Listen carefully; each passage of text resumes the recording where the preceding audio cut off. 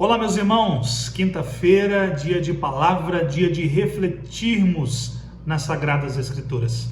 É uma alegria ter você conosco e é um privilégio poder falar para você nesta oportunidade. Nós vamos tomar a palavra do Senhor e através de uma porção dela nós meditaremos e seremos edificados nessa noite. Vamos comigo? Texto de 1 Crônicas, capítulo 13, do verso 5 ao verso 14. 1 Crônicas, capítulo 13, do verso 5 ao verso 14. Essa história, meus irmãos, sem dúvida alguma já é conhecida por vocês.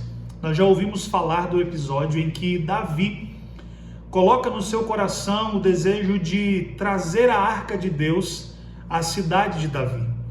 Davi havia conquistado todas as suas fronteiras, por assim dizer. Davi já havia estabelecido uma cidade de onde ele pudesse governar o território que estava sob os seus cuidados. E Davi agora se preocupa em trazer para perto de si a arca do seu Deus. Davi decide trazer para perto de si e para o seu reinado aquela que simbolizava até então a presença de Deus entre o seu povo, a Arca da Aliança. Você já ouviu falar da Arca da Aliança? Deixe-me fazer uma pequena recapitulação para que você entenda do que nós estamos falando. A Arca da Aliança, como eu acabei de dizer, ela representava a presença do Senhor Deus entre o seu povo. Trata-se de uma caixa de madeira feita da madeira de acácia, revestida por dentro e por fora de ouro, a sua tampa toda revestida de ouro, também chamada de propiciatório, possuía 2 querubins com as suas asas cobrindo o rosto e olhando para dentro da arca, porque dentro da arca havia 3 elementos: um pote de maná, havia a vara de Arão que florescera no deserto e também havia as tábuas da lei, a vara de amendoeira representando a vara de Arão, e também havia as tábuas dos 10, contendo os 10 mandamentos. Elementos que apontavam para a peregrinação, apontavam para a caminhada do povo diante de Deus no deserto e da sua provisão e do seu cuidado e da sua orientação. Por muito tempo, a Arca da Aliança ela foi o símbolo da presença de Deus entre o seu povo, como nós já dissemos. Em Êxodo capítulo 25, versículo 10, a partir deste versículo, nós temos a descrição daquilo que Deus pediu que fosse feito em relação a este artefato, a Arca da Aliança. E quando nós olhamos para ela, nós percebemos que havia um porquê e havia todo um contexto no qual o Senhor havia dado para o seu povo para que ela fosse construída. O Senhor manda que esta arca seja colocada dentro do tabernáculo, especificamente no Santo dos Santos, local separado onde apenas o sumo sacerdote poderia entrar. Quando nós olhamos para o texto de Números, capítulo 7, versículo 89, o texto vai nos dizer que o Senhor falava com Moisés da tampa da arca. A sua voz se fazia ouvir como que saindo do propiciatório. Além do mais, a arca era colocada diante do povo de Deus sempre que eles migravam de um lugar para o outro. Então, todas as vezes que o povo estava em peregrinação, a Arca da Aliança, ela ia na frente desse povo. Lembra da travessia do Jordão, por exemplo, quando o povo está entrando na Terra Prometida? Os sacerdotes, com a arca nas costas, pisam as águas do Jordão e o Jordão se abre e toda aquela geração pode passar a pé. Lembra da conquista de Jericó, quando os israelitas estão rodeando a cidade? A Arca da Aliança estava lá. Então, a gente percebe que tanto a arca como o tabernáculo, eles norteavam a vida daquelas pessoas. Eles norteavam a vida de todo israelita. Sendo assim, meus irmãos, as pessoas, ainda que de maneira equivocada, fizeram da arca como uma espécie de um amuleto ao longo do tempo, se esquecendo completamente do propósito para o qual o Senhor havia estabelecido a sua construção. Nós entendemos isso de maneira muito clara quando nós nos lembramos do relato em que Israel está na guerra contra os filisteus e os 2 filhos de Eli decidem retornar a Siló ou mandar que alguém retornasse, tomando a Arca da Aliança e levando para o campo de batalha como se ela fosse uma espécie de um amuleto e que fosse protegê-los contra os seus inimigos. Perceba que a Arca da Aliança ela não é um amuleto. A Arca da Aliança ela representava a presença de Deus. Mas a presença de Deus não estava restrita à arca, ela apenas apontava quando alguém olhasse para ela ou quando alguém tomasse conhecimento de que ela estava diante deles, isso deveria encorajá-los como um sinal visível de que Deus estava com eles. Mas em hipótese alguma, ela era uma espécie de amuleto. A presença de Deus ela dependia antes de mais nada da comunhão entre Deus e o seu povo, da comunhão entre o seu povo e o próprio Deus. No episódio em que os filhos de Eli levam a arca para o campo de batalha, todos nós sabemos o que acontece, não é verdade? A arca ela é roubada pelos filisteus, os filhos de Eli são mortos e nós vamos ficar um longo período bíblico, um longo período de espaço sem ouvirmos falar da Arca da Aliança, até que nós chegamos no capítulo 13 de 1 Crônicas. Nós temos todo o reinado de Saul sem que se mencione a Arca da Aliança. Quando os filisteus roubaram a Arca do Senhor, eles levaram essa arca para os seus territórios. Eles pensavam que poderiam usar a arca como também uma espécie de amuleto para, quem sabe, os livrar na hora do perigo, ou talvez para mostrar às pessoas como uma espécie de despojo de guerra, como que dizendo: olha, o símbolo da presença do Deus de Israel está conosco. Nós derrotamos aquele povo e aqui está a prova de que nós o derrotamos. Mas os filisteus colocaram a arca lá no templo de Dagon, em Asdod, e a Bíblia nos diz que o rei pagão, ou Deus pagão Asdod, ele amanheceu na primeira e na segunda noite caído diante da arca e numa outra vez com as mãos e com a cabeça cortada. Os filisteus então entendem que eles não poderiam ficar com a arca de Deus, porque não havia qualquer relação entre eles e o Deus de Israel. E eles então despedem a arca para uma outra cidade. A arca então vai para a terra de Gade. Lá o Senhor fere aquele povo com tumores e eles então querem se livrar da arca e mandam essa arca para a cidade de Ecrom. Na cidade de Ecrom eles também são feridos e, com medo do que poderia acontecer, eles enviam essa arca para fora do território filisteu, entrando novamente no território de Israel. E a arca vai para a terra de Bet-Semes. Na terra de Bet-Semes alguém tem uma brilhante ideia: olhar para dentro dela. E as pessoas também são fulminadas, porque não se poderia olhar para ela, não se poderia olhar para dentro dela. Eles então, com medo do que Deus iria fazer, como uma espécie de punição, eles enviam essa arca para Kiriat Jearim e colocam sob os cuidados de Eleazar. E lá, essa arca fica por quase ou mais de 20 anos.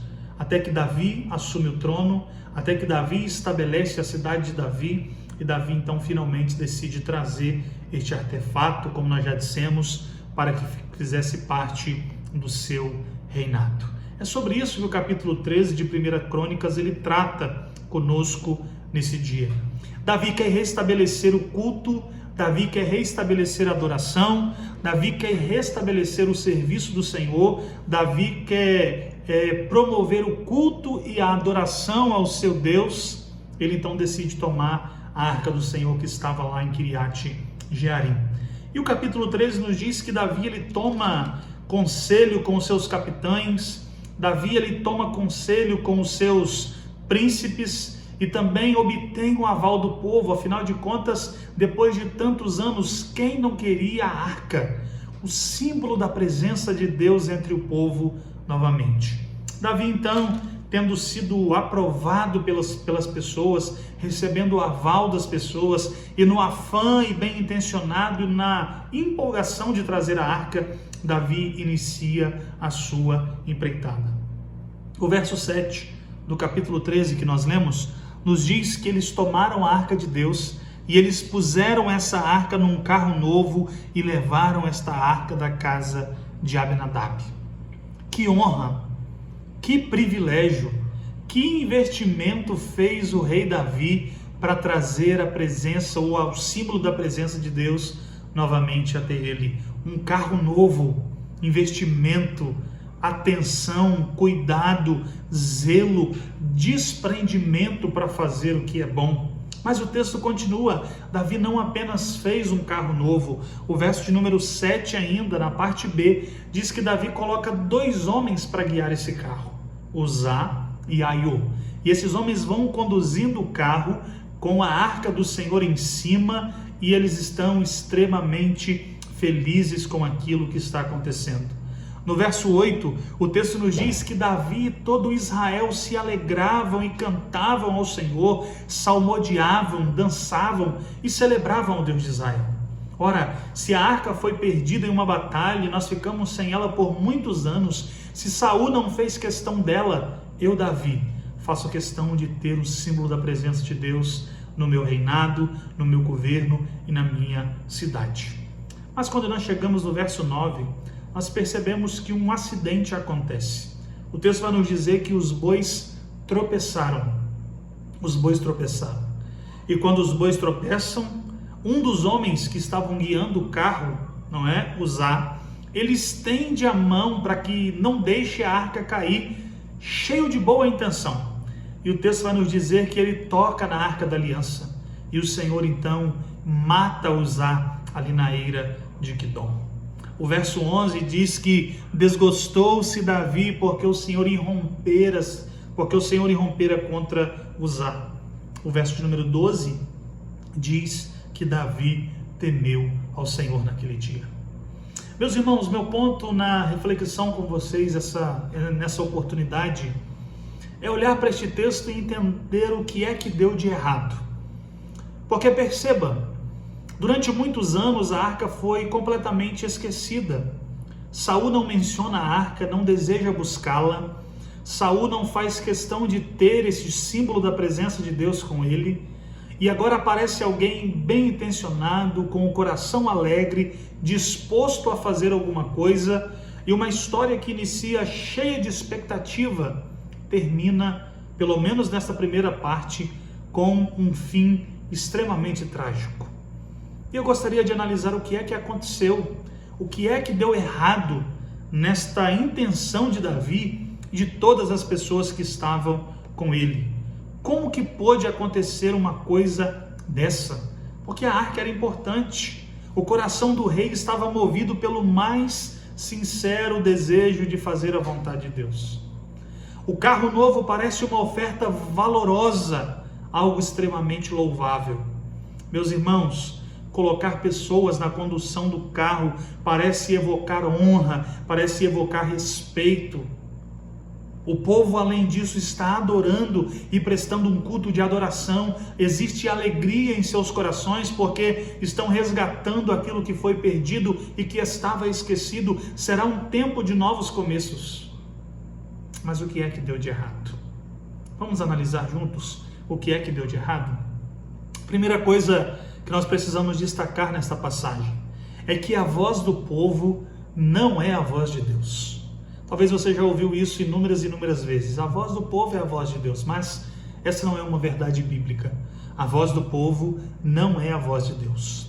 Quando nós olhamos para o capítulo 13, versículo 1, o texto nos diz que Davi consultou aos capitães, Davi consultou aos príncipes, Davi consultou ao povo e todos disseram: ok, Davi, nós estamos com você e você está coberto de razão. Mas Davi não consultou ao Senhor acerca deste projeto. Davi consultou todo mundo, menos aquele que mais importava. Olhe para cá. Quando eu digo que a voz do povo não é a voz de Deus, o próprio Davi vai experimentar isso também mais tarde, quando ele diz: vou edificar uma casa ao nosso Deus. E o profeta Natã, envolvido com o bom desejo do rei, diz assim: o Senhor é contigo, e ele precisa voltar para desmentir, porque Deus disse: eu não disse que seria com Davi nesse projeto. O que é que nós precisamos entender aqui, meus irmãos, é que nem sempre o que se está fazendo, embora seja certo, está sendo feito na vontade de Deus. Porque o que se está fazendo pode ser uma vontade de Deus, mas não no tempo de Deus. Trazer a arca certamente era honrar o nome do Senhor, e certamente isso lhe agradava. Ter homens com o coração voltado para este propósito alegrava o Senhor. Mas existe um tempo para todas as coisas. Existe tempo para todas as coisas. O próprio Jesus disse isso. Não é chegado a minha hora. Lembra das bodas de Caná da Galileia? Então, a voz do povo não é a voz de Deus. Davi consulta todo mundo, menos a pessoa mais importante. Davi não consulta Deus acerca do tempo, da forma e da maneira como as coisas deveriam ser feitas. Perceba que você pode ter inúmeros projetos bem intencionados, legais, sinceros, projetos que são até louváveis, mas a questão é, está no tempo de Deus e está sendo feito na orientação do Senhor? Davi, ele consulta todos, mas ele não consulta a parte principal. A segunda coisa que eu gostaria de dizer para os irmãos é que boas intenções não substituem princípios pré-estabelecidos. Boas intenções não substituem princípios pré-estabelecidos. A intenção de Davi era a melhor possível. A intenção do povo era a melhor possível, mas existiam princípios a serem obedecidos quando se tratava do culto a Deus, quando se tratava do manuseio e do transporte da arca do Senhor. Deus deixou tudo prescrito, tudo ordenado, tudo deixado nos mínimos detalhes, para que o povo pudesse servi-lo da maneira que ele quer. Meus irmãos, carro novo é algo extraordinário para quem está olhando, mas carros novos não foi a designação de Deus para o transporte da arca. O carro pode impressionar a multidão, pode ser até uma linda homenagem, um investimento altíssimo aos olhos do povo, mas não foi aquilo que foi estabelecido por Deus. Porque Deus separa uma tribo específica entre as tribos de Israel e dá a uma das famílias dessa tribo a designação de transportarem a arca do Senhor. Aqueles que deveriam levar sobre os seus ombros e não sobre carros, o símbolo máximo da presença de Deus. No afã de trazer a arca, na intenção de agradar a Deus, no objetivo de agradar o povo, Davi se esquece de princípios importantes e elementares. E Deus não pode suportar boas intenções quando princípios que ele estabeleceu para o louvor do seu próprio nome são negligenciados. Terceira coisa, capacitação de executar uma tarefa não significa um chamado para tal. Uzá e Aiô poderiam conduzir o carro perfeitamente, como de fato conduziram até a eira de Quidom. Essa é uma capacidade deles, assim como possivelmente haviam outras pessoas que teriam essa capacidade. Essa é uma habilidade desenvolvida, que pode ser desenvolvida, mas os dois nunca foram chamados para tal ocupação. Nunca foram chamados para fazer esse trabalho, pelo menos da forma em que eles estavam fazendo, da maneira em que eles estavam fazendo. Eles sabiam conduzir o carro, mas eram inaptos para levarem a arca. Eles não a conheciam, muito menos conhecia aquilo que era inerente às regras para conduzi-la. Eu gosto de pensar sobre isso, chamando a sua atenção para o fato de que a capacitação de executar algo não significa um chamado para tal. Nós somos dotados com inúmeros dons, com inúmeras potencialidades, mas a obra de Deus precisa ser feita por aqueles a quem o Senhor tem chamado. A obra de Deus precisa ser conduzida por aqueles a quem o Senhor tem, por misericórdia, o separado na face da terra. Davi também não observou isso, e isso contribuiu de forma significativa para que a história tivesse o desfecho que teve. Quarta e última coisa, nem toda adoração, por mais sincera que seja, é capaz de agradar a Deus quando princípios da sua vontade são violados. O texto nos diz que diante de tudo que está acontecendo, o povo está alegre, feliz, celebrando, adorando, prestando o seu culto, trocando os seus instrumentos. Quem olha de fora diz: Deus está se agradando disso. Deus deve estar de pé no trono olhando para nós. Olha que culto que nós estamos prestando. Olha que adoração que nós estamos oferecendo. Mas a Bíblia vai nos dizer que Deus não se agradou de nada disso, porque princípios da sua vontade em relação ao culto, em relação à adoração, em relação à condução da sua obra, estavam sendo violados. Meus irmãos, um belo culto, ainda assim, neste mesmo culto em que as pessoas julgariam extremamente bom e perfeito, Deus fulmina um homem e acaba com a marcha daquele povo. Porque uma adoração sincera, ela precisa ser precedida por um coração que se submete a Deus e à sua vontade concernente à adoração que Ele deseja. Porque Deus chama pessoas para o adorarem, mas Deus prescreve essa adoração. Então nós temos aqui um povo, um rei, uma geração inteira bem intencionada, desejosos, cumprindo algo que é até bom, algo que é de maneira, que nós poderíamos dizer de maneira muito sincera, algo extremamente louvável, mas que princípios foram abandonados e esquecidos, e por isso o Senhor precisa parar esse projeto. Então guarde isso no seu coração. Meus irmãos, a voz do povo não é a voz de Deus. Boas intenções não substituem princípios pré-estabelecidos. Capacitação de fazer não significa chamado. Nem toda adoração é capaz de agradar a Deus quando valores, princípios e formas de adoração estabelecidas por Ele são esquecidas. Uma história que começa tendo tudo para ter um desfecho feliz já nessa primeira sessão, sem que ninguém se ferisse, sem que ninguém morresse, e chegassem à cidade de Davi felizes e em paz, é interrompida, porque algumas coisas deixam de acontecer e algumas regras deixam de ser observadas. Mas e aí? Ficariam sem a presença de Deus? A arca não viria para a cidade de Davi, porque o texto nos diz que Davi desgostou-se, que Davi temeu ao Senhor, e ele faz uma indagação: como trarei a minha presença do Senhor? Como trarei a mim a arca do meu Deus? Vamos, meus irmãos, para o capítulo 15 de 1 Crônicas, porque nós precisamos entender que nós precisamos aprender com os nossos erros. E Davi aprendeu. Quando nós olhamos para o capítulo 15, versículo 2, o texto nos diz que então disse Davi: ninguém pode levar a arca de Deus senão os levitas, porque o Senhor os elegeu para levarem a arca de Deus e o servirem para sempre.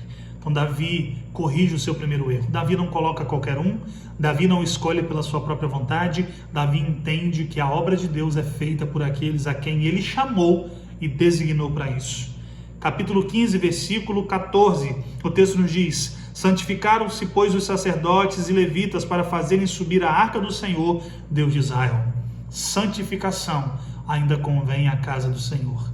Não se pode prestar um culto, não se pode conduzir a adoração, não se pode envolver-se com as coisas de Deus, sem que nós nos santifiquemos primeiro.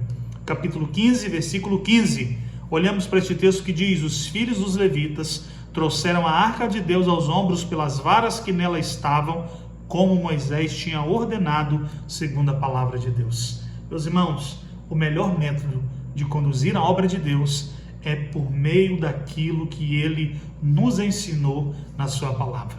Talvez você diz: mas eu tenho um método que é infalível, eu tenho uma ideia que pode funcionar e muito. Talvez se nós colocássemos isso no culto ou isso na adoração, nós, como nós dizemos na linguagem popular, bombaríamos, a nossa igreja encheria e nós seríamos extremamente abençoados. A pergunta que eu te faço é: o seu método, o seu desejo e a sua vontade está embasado na palavra de Deus? Existe respaldo para isso?